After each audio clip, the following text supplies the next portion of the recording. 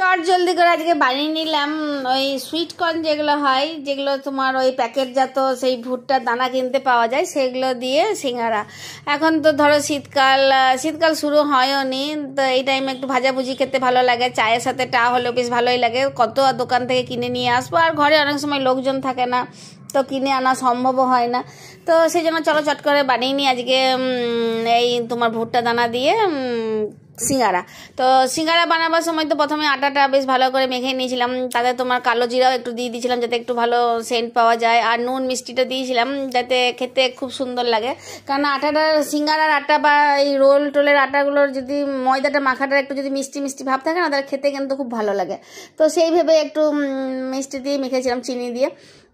তারপরে তো তোমার পুরটা তো তোমরা দেখতে পাচ্ছ কীভাবে করে নিলাম। আলু একটু সেদ্ধ করে নিয়েছিলাম, ক্যাপসিকাম কুচি, লঙ্কা কুচি দিয়ে, আর এই সুইট কর্নটা দিয়ে পরে বেশ ভালো করে নেড়ে চেড়ে নিয়েছিলাম। ওপর থেকে মশলা বলতে ধনে গুঁড়ো, জিরে গুঁড়ো, হলুদ, আর এদিকে তোমার কস্তুরি মেথি এটা দিয়েছিলাম। আর নুন চিনি তো অবশ্যই দিতে হবে, যেটা ছাড়া তো খাওয়াটাই একদম খাওয়ার মানেই হয় না নুন চিনি ছাড়া।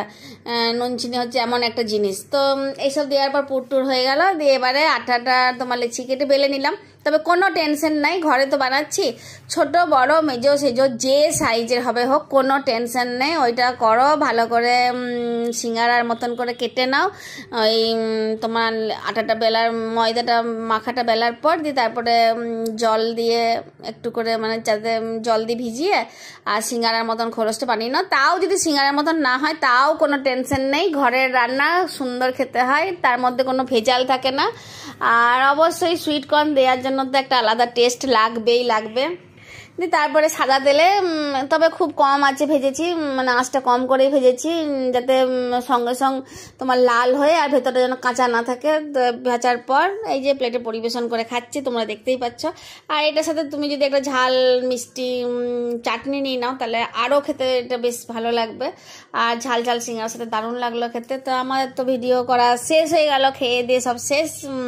তবে কোনো টেনশন নেই, ঘরের মধ্যে তুমি যদি এরকমভাবে বানাতে পারো তো ছোট বড় যাই হোক খেতে কিন্তু অপূর্ব লাগবে, আর মনে হবে যে হ্যাঁ কিছু একটা খেলাম। আর যদি বেশি করে পুর থাকে, বেশি করে যদি ময়দা মাখা থাকে, তো ফ্রিজে রেখে দিও ভালো করে, আবার একদিন খাওয়া যাবে। তাহলে ভালো লাগলে লাইক শেয়ার কমেন্ট করে দিও।